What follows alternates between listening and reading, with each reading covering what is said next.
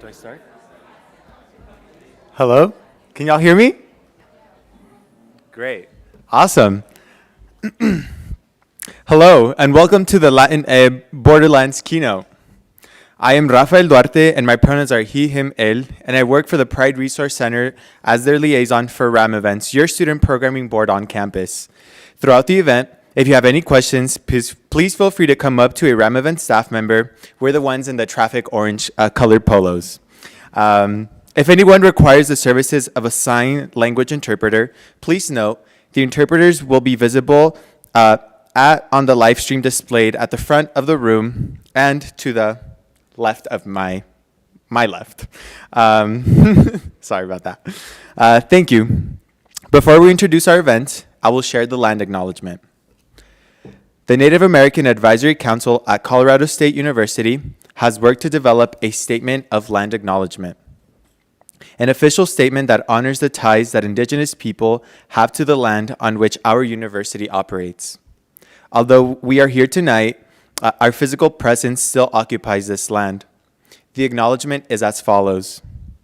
CSU acknowledges with respect the land we are on today is the traditional and ancestral homelands of the Arapaho, Cheyenne, and Ute nations and peoples. This was also a site of trade, gathering, and healing for numerous other native tribes. We recognize the Indigenous peoples as original stewards of this land and all the relatives within it. As these words of acknowledgement are spoken and heard, the ties nations have to their traditional homelands are renewed and reaffirmed. CSU is founded as a land-grant institution, and we accept that our mission must encompass access to education and inclusion, and significantly, that our founding came at a dire cost to Native nations and peoples whose lands this university was built upon. This acknowledgement is the education and inclusion we must practice in recognizing our institutional history, responsibility, and commitment. Once again, welcome to the Borderlands keynote. Can y'all hear me? Okay, cool.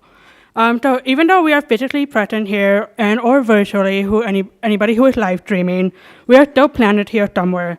And so we all have a responsibility to this land. So all of us, we urge you today and every day to think about your accountability and recognize those that will come before you, those that will come after you, and those that will follow you in your footsteps. It is our responsibility to protect and preserve the teaching we have learned here and share it with those who could not be here. Once again, my name is Lynn Martinez. My pronouns are they, them, ellas, as well as she, her, ella pronoun, and I am the Outcentral liaison here at the RAM event, your student programming board on campus. And once again, welcome to our Latinx Borderlands keynote speaker with Doña Guinantaka. Also, if you are looking for the bathroom, we have the women and men's restroom right next to the staircase, all the way across the hall. And we have the gender-neutral bathroom, all the way to the end of the hall, to the left, and you'll go straight over there. If anybody needs elevator access, they'll be right across from the staircase. And now I am going to pass it to Michelle to introduce what Borderlands is about. So if Michelle can come up here.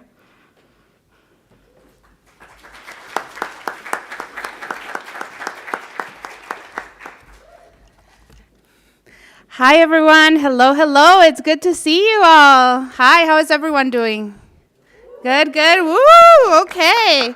So good evening and welcome to a third annual Borderlands speaker.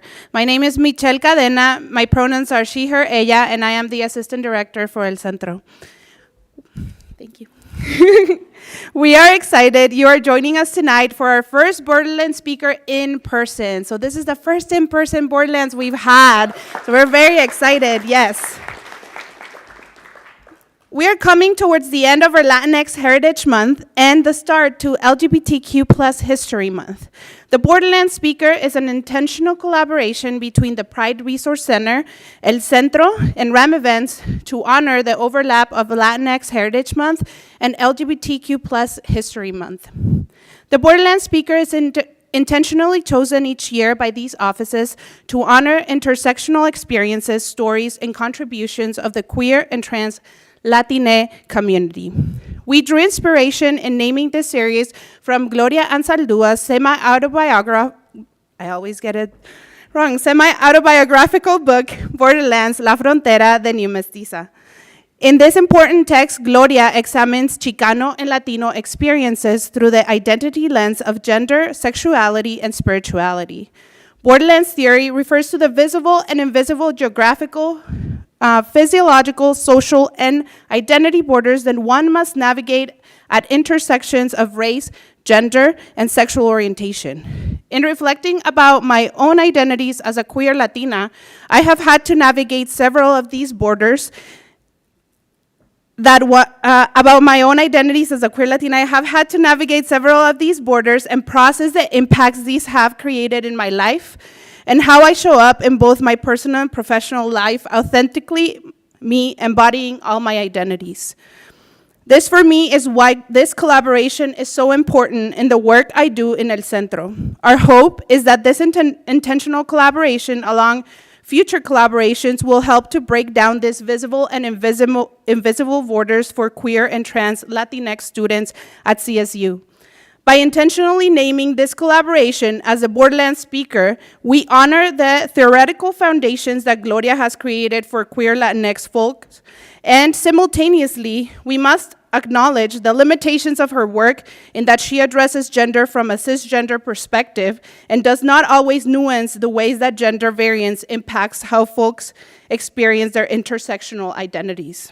Collectively, we honor the foundation Borderlands theory has created for us, and we also commit to pushing the narrative to address the full experiences of queer and trans Latinx folks. Only then we can truly work towards collective liberation. So thank you all for being here tonight. We're very excited to have Sonia Guiñanzaca today. And now I'll pass it down to Lim to begin the introduction.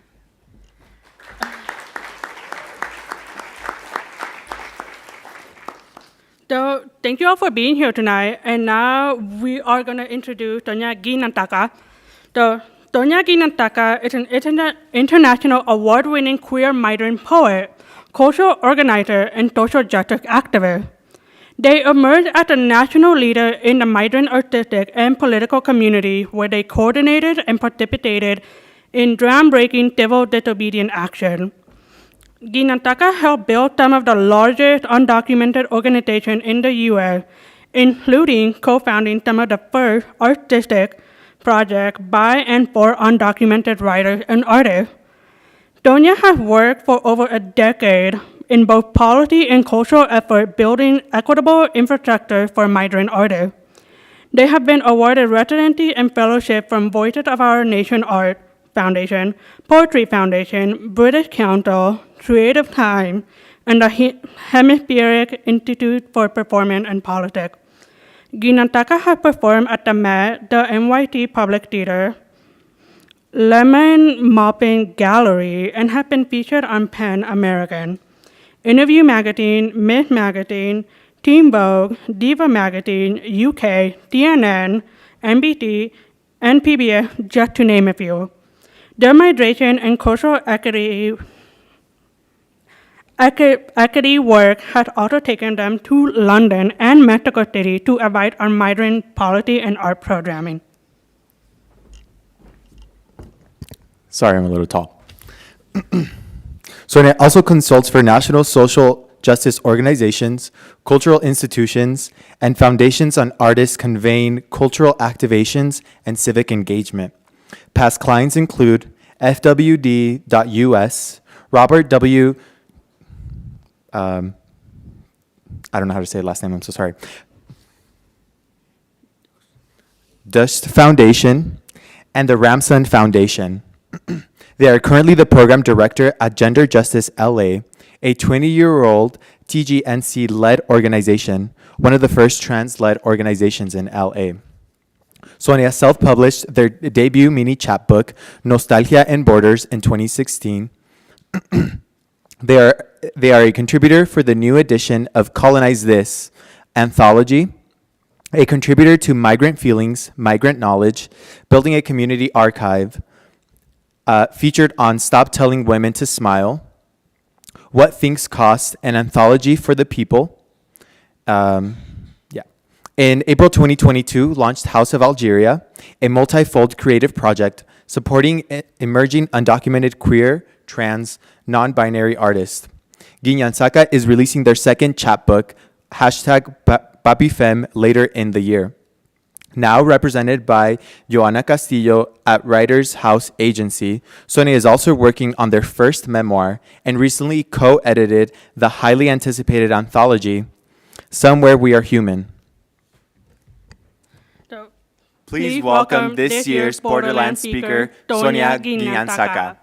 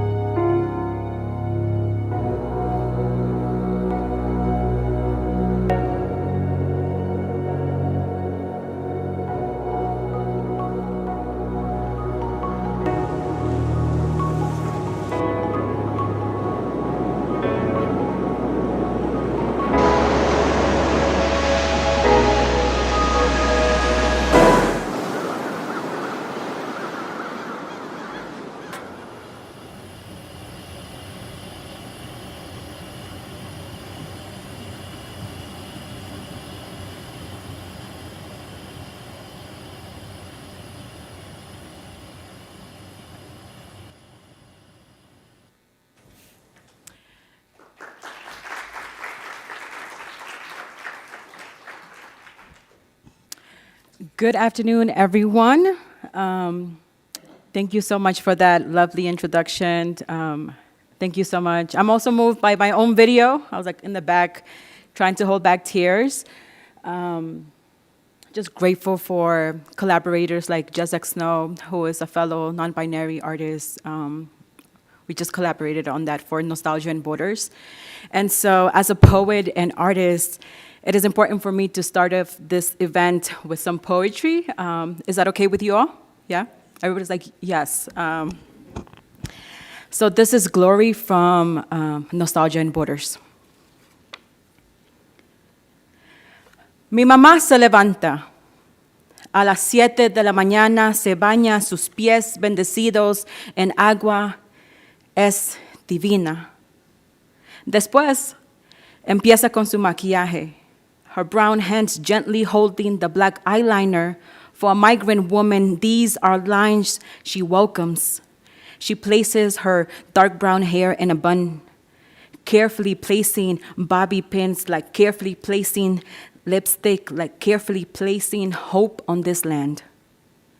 Mommy's knowledge teaches me that my wings are meant to be thick, meant to take up space. These are rituals I grew up with, so I repeat every morning, creating self into existence. Between lipstick and softness, between borders and belonging, these are ways I survive, so I repeat. Arching my eyebrows, jewelry over my neck, red nails pointy enough to hold homes. Homes I am building, homes I left, so I repeat, adorning all of my genders like the gospel never sung at my church. We become biblical.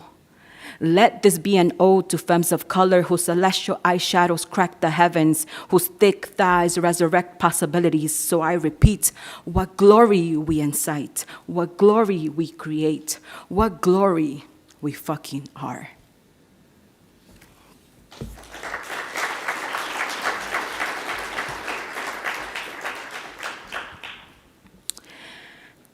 I want to thank the Pride Resource Center, El Centro, Rams Events for bringing me out to Colorado State University.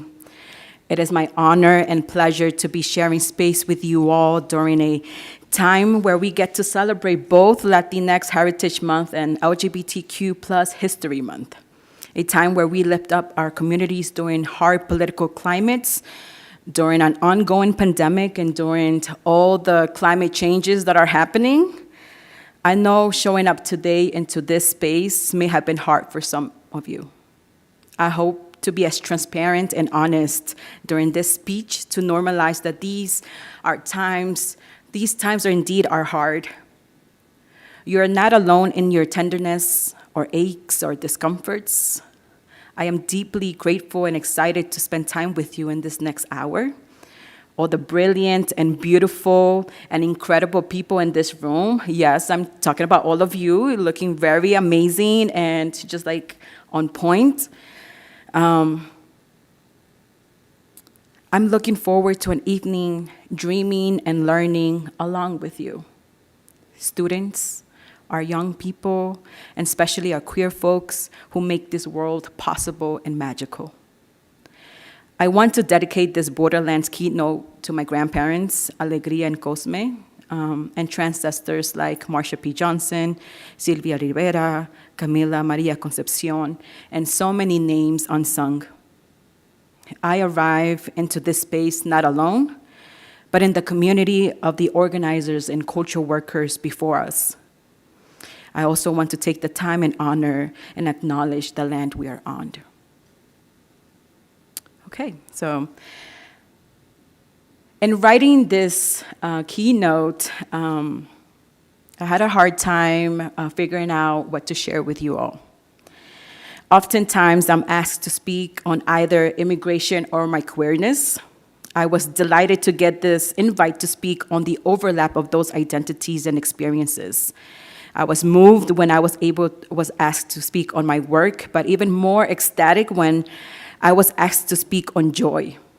And like Audre Lorde said, there's no such thing as a single issue, a struggle, because we do not live single issues lives. But also she said, caring for myself is not self-indulgence. It is self-preservation, and that is an act of political warfare.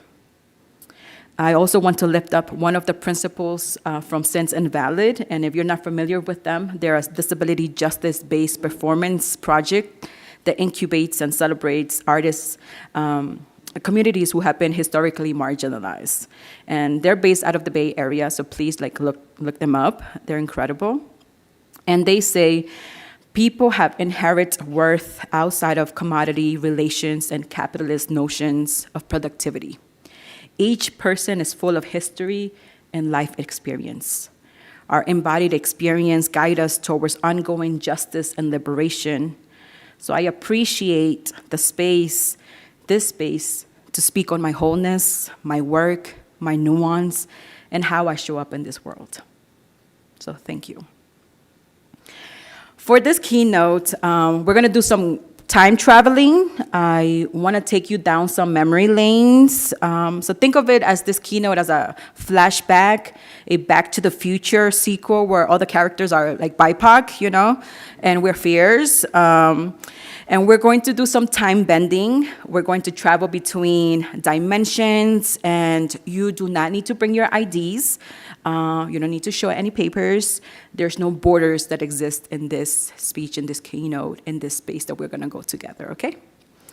So I wanna start as sharing that as an organizer, I started as an organizer in 2008 when I just finished high school in New York City. So think of me, a young, brown, fat femme with purple lipstick, early 2000 looks. I was totally rocking the Amy Winehouse and the Adele beehive hairstyle, you know. I mean, trust me, it was a look back then, so don't judge me. I often tell the story of how I was undocumented and needed to find community because I did not have many friends that understood what I was going through. My mixed status family knew about being undocumented, but I wanted to lean into other young people who were going to similar circumstances, like thinking about college, when you have no papers, those like teen moments of what to do about prom, but also wondering what your life is gonna look like after you graduate. This was the time before DACA, before narratives of dreamers or symbolisms of butterflies were in the mainstream.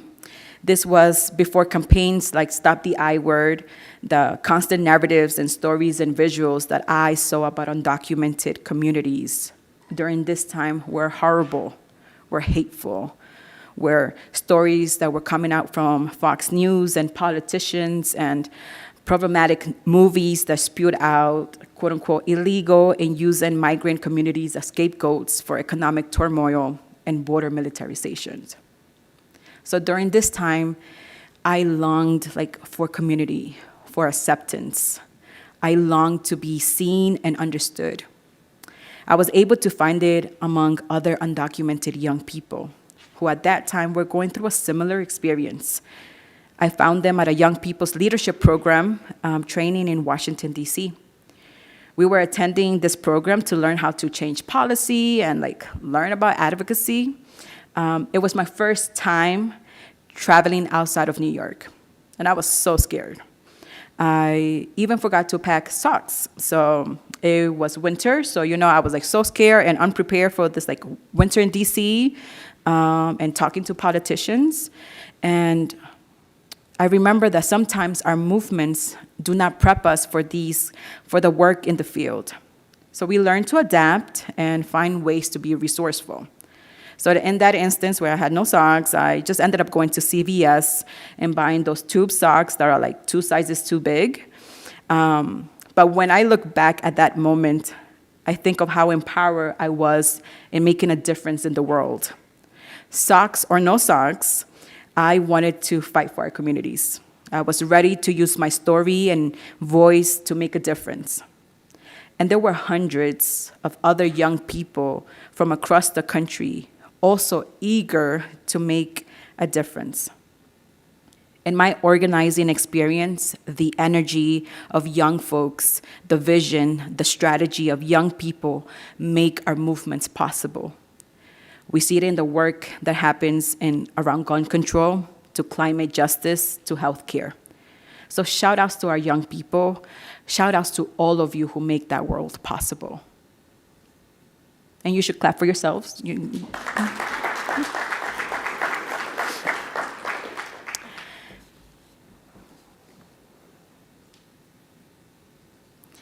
So as a young, undocumented femme organizer, I was often in political organizing spaces that were very binary, rooted in whiteness, on ascending to good immigrant narratives that center accolades and mainstream cultural capital and favors tokenization. I found the work of other non-binary, trans, especially femmes being erased and co-opted in this space by cis hetero men, white-led institutions, and nonprofits. Many don't know that so much of the radical frameworks, the culture strategy, the political analysis, and trainings materials for the first wave of undocumented youth organizing came from the visionary work of Black, brown, queer, trans, grassroots organizers. Many from the Midwest and the South. Many who identify as both activists and artists. So many of our civil disobediences and our direct action work in rapid response and our mutual aid projects during the time of 2009 to 2013 was done by queer TGI and women of color organizers from Chicago, Texas, Georgia, North Carolina, Florida, and New York. And this erasure that happens is not new. I told you we were going to be time traveling, so this is present in so many of our movements for example, liberation, for queer liberation, right? It is taught in our classrooms and it is often leaving out Black and brown trans organizers. Pride ends up being just a celebration, and we forget it started as a riot led by Black and brown trans women. When we think of the AIDS epidemic, we only hear about white gay men organizing, but we don't hear about Black and brown LGBTQ plus organizers, especially sex workers, who created systems of care and also created political campaigns. When we think about the fight around reproductive rights, we center mainstream reproductive justice national organizations, and we erase the large work being done in the South by mostly Black women, but Black TGI folks. When we are taught about these movements, we also hear about them in single layerness, no nuance, no overlapping issues. We are separated and made to lift single issue campaigns and narratives. I wonder what it would look like for us to learn and teach each other about the wholeness of ourselves and our movements. I wonder how we create worlds we show up as whole. As a young organizer in my 20s, I was often not given the space to think about my migrant experience beyond the talking points or outside the policy. I wanted to imagine myself as a whole person. It was not just the lack of papers and status that was dehumanizing me. It was the organizing frameworks that were being pushed on us. We had become political tools. We were pinned against other migrant groups. We had become more deserving, more digestible. In the queer, undocumented spaces, we began to reflect and pause. Who were we outside of these immigration labels? Undocumented is not an identity. It is a government-made label.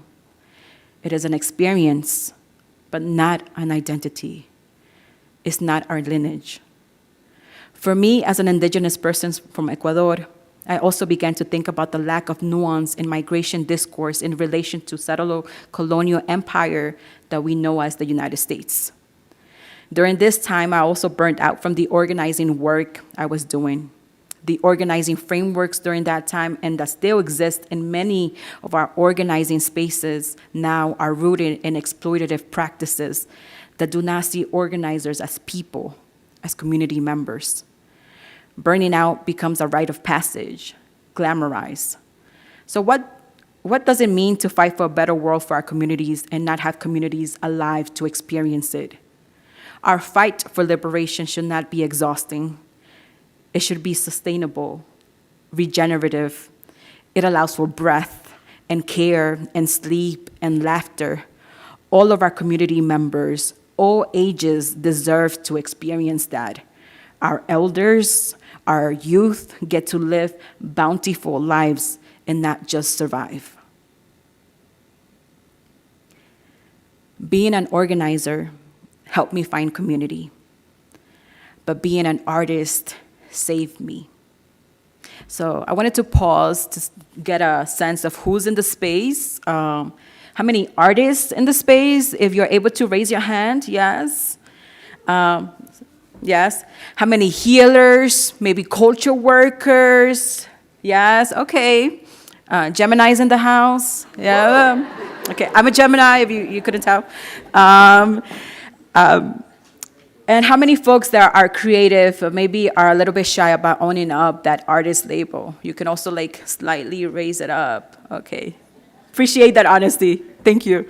I want to share that artists are critical to our ecosystem. Our artists, our cooks, our gardeners, our painters and musicians, caretakers, our language justice fighters, people who are making our clothes, you who dance and you who make poetry with your makeup and who tell oral stories, all of you who raised your hands or maybe were too shy to raise your hands, are critical to our larger ecosystem. We cannot have social change without artists. I know the organizers and the policy and the academics, get taken serious in their work. But artists and our culture workers often are minimized to doing cute art. But it is our artists and culture workers who help us expand our vision, help our communities heal. They help us imagine worlds possible and give language to our feelings and frameworks. Artists take us from reactionary to visionary realm. So for example, in the policy spaces, we have bills and legislations that we are fighting for or against. And we end up working within those constraints, right? When artists come into the space, when artists are involved, artists are like, how about if there are no borders or no prisons or detention centers? And then artists are here bringing it into imagination, naming it, drawing it, creating it. That is the role of the artists and the culture workers. That is what you're giving to our communities and our ecosystem. As an artist, I learned to give vision to my body. As a queer, non-binary femme, being an artist and often collaborating with other queer, trans, people of color artists, I have been able to find a safe space to explore all of my genders. Through art, I'm able to bring out joy and pleasure in my life. I learned to tend to my inner child. My platonic life partner and collaborator, Romy Torico, who's my best friend, and also formerly undocumented, Chilean, non-binary visual artist, has gifted me a friendship, but also has gifted me a space to be myself.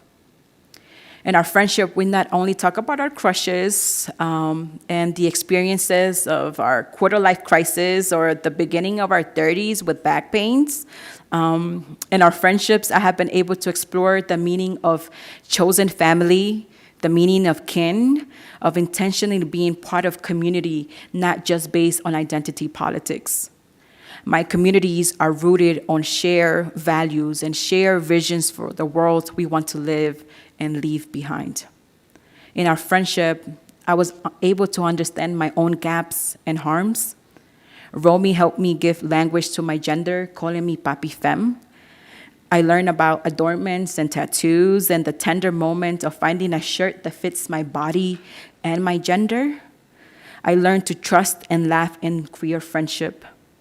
The times we are in and the times where we are headed not only asks us to show up in our movements as organizers, these times asks us to live our lives. Sometimes and most times, living our lives takes courage, and I know courage is hard and scary. There's so much bullshit happening in the world, and courage for me has visited me in forms of laughter. Sometimes you just have to laugh at the absurdity of some of the shit out there. I found joy and courage in laughter and sessions of laughter with my therapist and friends.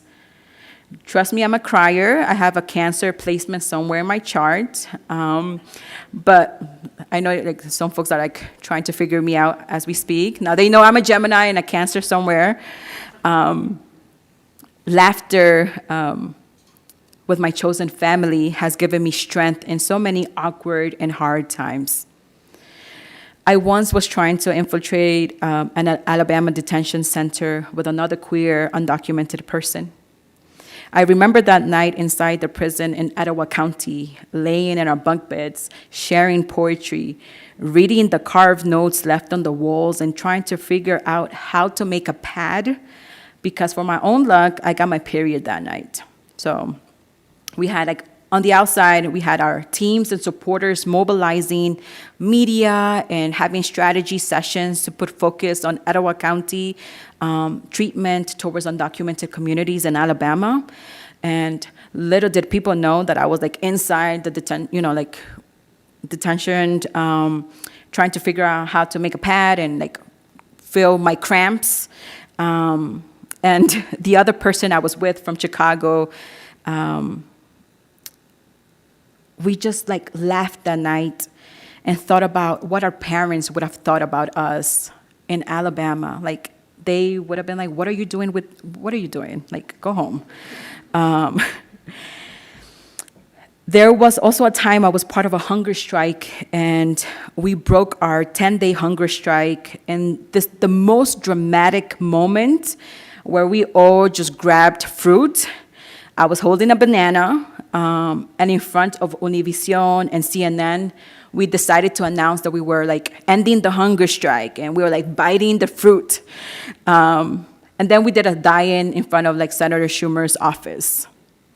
And looking back at those moments, we crack up and we laugh. We're what were we doing? We're so dramatic, really bananas and fruits.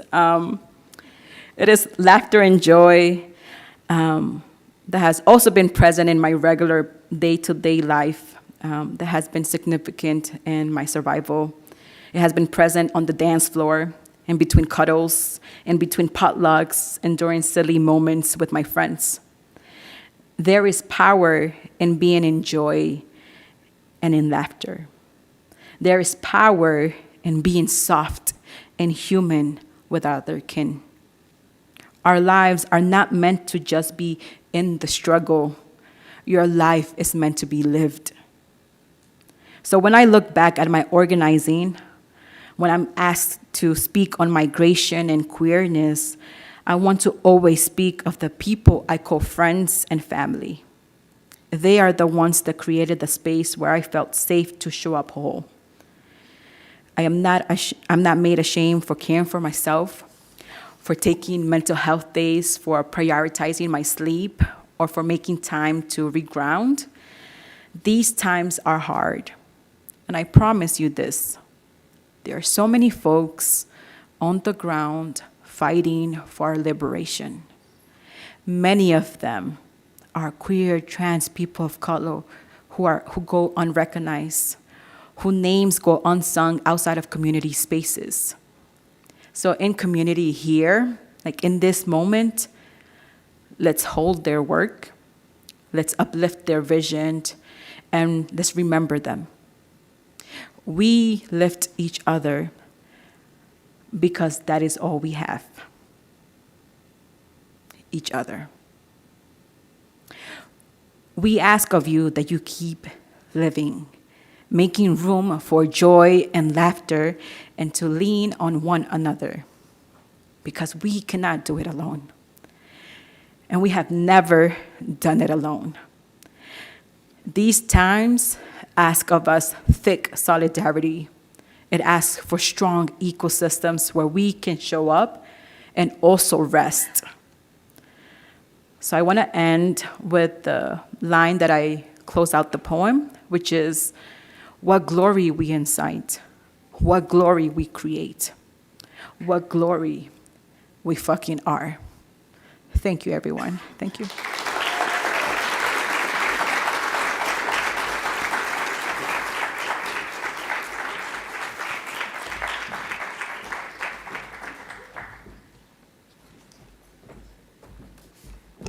Right. Shout out to all the Geminis in the room. Y'all know we're not shy. Thank you, Sonia, for your insightful keynote. We will now move on to the Q&A portion of the event. If you have a question, please stand up, and you can just stand up and ask your question on the microphone. You can line up as you see people coming up. Please note that we only have 15 minutes for this Q&A, and we may not be able to answer all of your questions.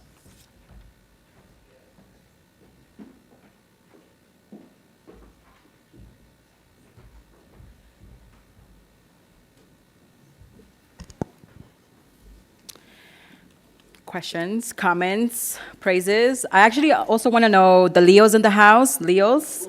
Yeah. Virgos. Pisces. Yes, I have an affinity to Pisces. My best friend is a Pisces. Just like amazing, incredible. I'm forgetting the other one. Scorpios. Okay. Aquariuses. Yes. Okay. Appreciate all of you. I feel that there's something magical about astrological signs, and not just because I'm queer, but just like the power of the moons and the solar systems.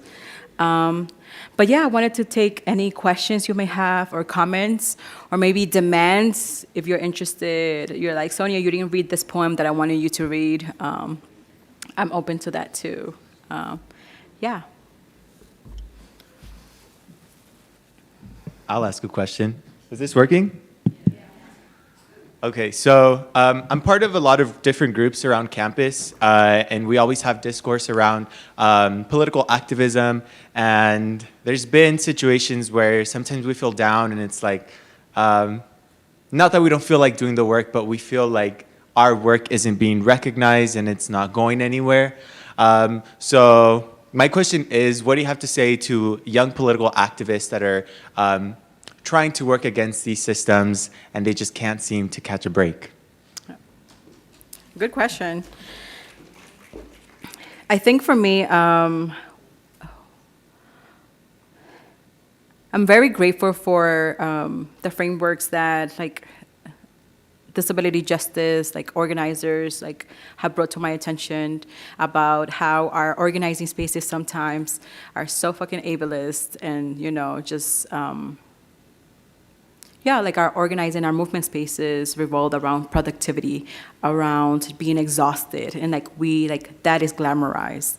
And so for folks who are feeling tired and for feeling exhausted, like I want to ask you is like, if these movements are making you tired, maybe these are not the right movements for you. Like maybe this is not what movement work is. Movement work should feel sustainable, should allow you to pivot your work if you need to move back, if you need to take a step back, if you need to rest, if you need to, you know, breathe and take a nap. Like you shouldn't be shamed for that. So I just ask you back, like, if you're in these spaces, in your political groups, in your organizing, in your, you know, action committees, and you're not centering like your care and the care of each other, that is not movement work. That's not liberation. We're like replicating the same shit that we're trying to fight against. And so center that into your work, into your organizing, and trust in other folks who are able to step up or move up, and our work is never ending. We're just like a buildup of like other waves of other work. So also like take away the ego and the centering of ourselves that we're the only ones who can save it. But no, like it takes generations and movements of people. So let's trust that other folks can hold it down, and trust that you deserve that sleep, that break. And change happens very visibly, but change also happens very like internally. So you may not see it, but it's happening, like it's reaching somewhere. Yeah.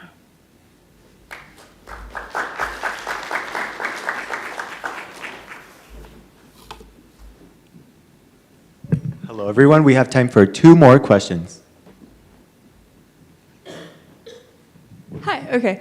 So as a young artist, especially like working with social justice issues and stuff like that, I know how hard it has been to like get your art out there. Mm-hmm. So what are your like #1 tips for young artists who want to like start, you know, these movements and be part of something like bigger like that? Yeah, I think, just realizing my mic is very loud. Good question. I often get asked the same question from other artists, and it comes from this theme in our movement spaces where artists are seen as tools and are part of our movement, our community of organizing. And so I think however you're showing up, whether it's like taking photos or writing that poem or, you know, like putting tinctures together for, you know, for your community like members, that is amazing and that is enough. And so continue doing that work. And my message is more for the movement spaces, the organizing spaces, that they should be taking artists more seriously and more welcoming and not being exploitative, right? Like I've been in spaces where artists are asked to do work for free, to turn around to like flyers and like to throw down a banner for the next action, and then they dispose of the artist. That is not movement work. That is not solidarity work. And so let's recognize our artists and our cultural workers as being pivotal and important to our movement space, and giving them the space and the resources. There's a lot of like funding and infrastructure for organizers and like advocacy training, but so little, resources for the artists and cultural workers who are part of our movements. And yeah, let's bring abundance to our artists, continue doing that work, and find other artists too. Like if like some spaces are not welcoming of you, or you feel like they're taking advantage of you, create a collective of artists. There's like collectives in Chicago, like the People Arts Collective, led by Monica, and other incredible folks who are like, these are the ways that we're going to organize through culture. We're going to shift narratives, and it's okay we're not doing the policy, because at the end of the day, we need all these things impacting our movement work. It's not just going to happen in the policy, and it's not just going to happen in the culture. It's going to happen with all of us, and all of us showing up in our strengths. So, yeah. But talk to me afterwards. I would love to hear more about your art. Yeah. Awesome, thank you. Yeah. Hello. Hi. Couple questions. Yes. Ecuadorian food. Yes. What is good?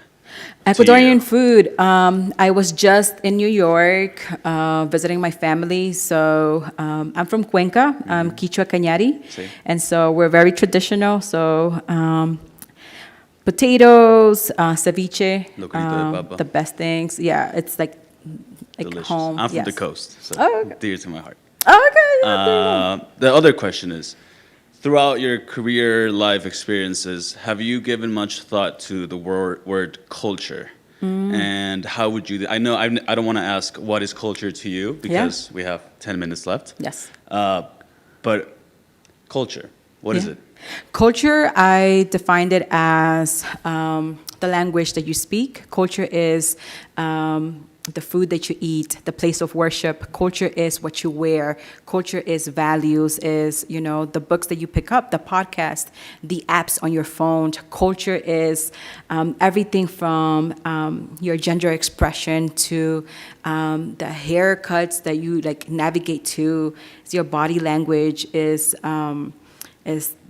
the colors that may show up in, like, if you're an artist, in the aesthetics that you choose to. Culture is music. Culture can be that tangible things. It is not just like ballet or the opera. It is also like traditional practices. It is lineages of like arts practices that maybe are not seen as like artsy. But yeah, culture is very expansive, and it's everywhere. It's around us. Awesome. Yeah. Thanks. Of course.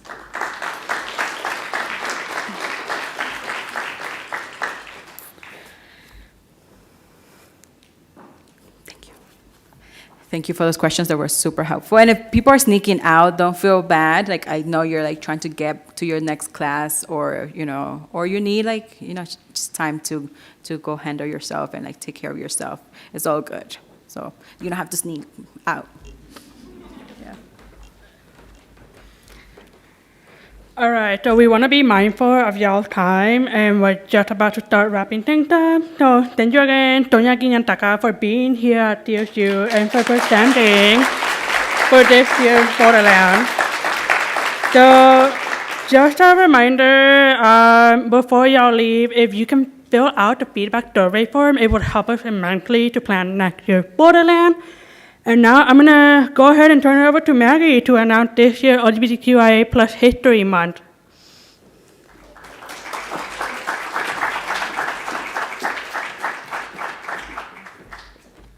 All right. Hi, everybody. My name is Maggie Hendrickson. I use they, them pronouns, and I'm the interim director for the Pride Resource Center.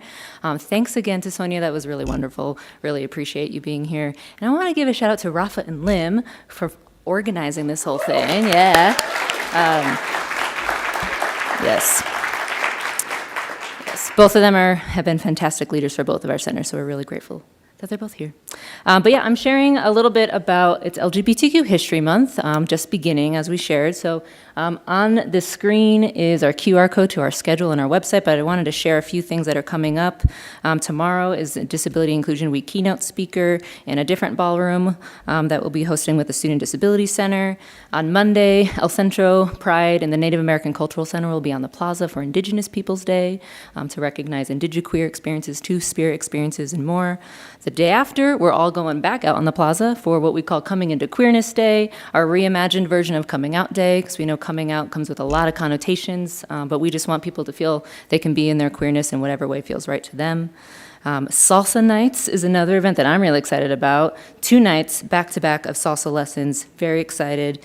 And our other kind of main event for History Month is called the category is Ballroom Culture and Dance. We're having 2 folks who are from Legendary, which is the HBO show about ballroom competition. So we'll learn about the history and significance of ballroom culture in the LGBTQ community, its roots in Black and brown communities in New York and particularly, and we get to learn some voguing, some different moves. So come to that, it's gonna be dope. But that's some of what we have, so please check out the rest of the events we have. We also have the posters out on the table behind us. But we really just want to, again, to say how grateful we are to host this event for the third time in a row.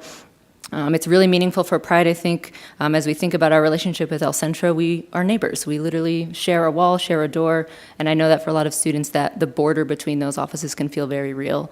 But we're committed. That door is open. The door's staying open. We're committed to demonstrating that to students. So we hope to see all of you in both of our centers moving forward. So back to you, Lim.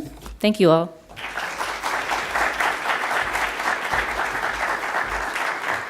All right, once again, if you can fill out the survey form, that will be on the screen right up here, and as well as your exiting, so that will be really helpful. If you want to know more about Tonya Guyantaca, there is their website up there. You can also follow them on Instagram at the Tonya G.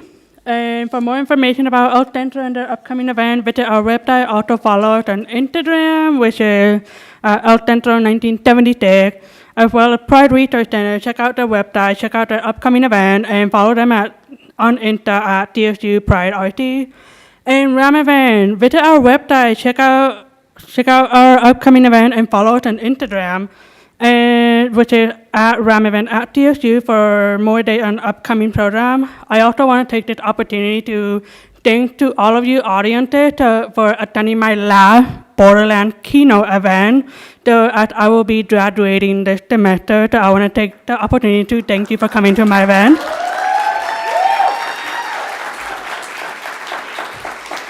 So thank you for coming, and y'all have a great night. And check out our upcoming event that we will have coming up.